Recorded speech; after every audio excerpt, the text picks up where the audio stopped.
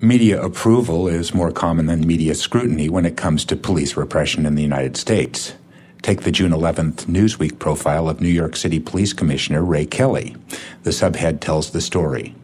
The New York City Police Commissioner is beating the enemy if only the feds don't get in his way. Kelly, writes Christopher Dickey, Newsweek's European editor, is the pugnacious police commissioner with awesome terror-fighting skills. Quote, since he took over as police commissioner in the aftermath of 9/11, Kelly's most critical mission has been to thwart all terrorist threats against the city, and he's aimed to do that, in some cases, even before a plot is entirely clear to the plotters themselves, close quote. That's right, he's busting plots that even the plotters themselves don't know they're plotting.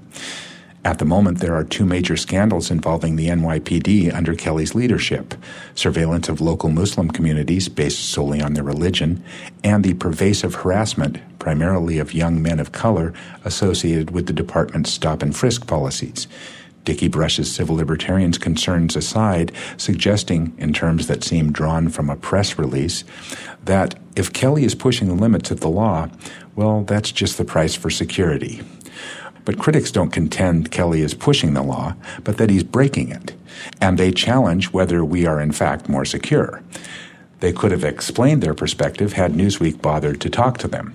Then again, that would have left less room for comments like one that Kelly, who took a $500,000 a year job at Bear Stearns when he was away from law enforcement, lives in a comfortable but modest apartment, quote, displaying little interest in money, close quote.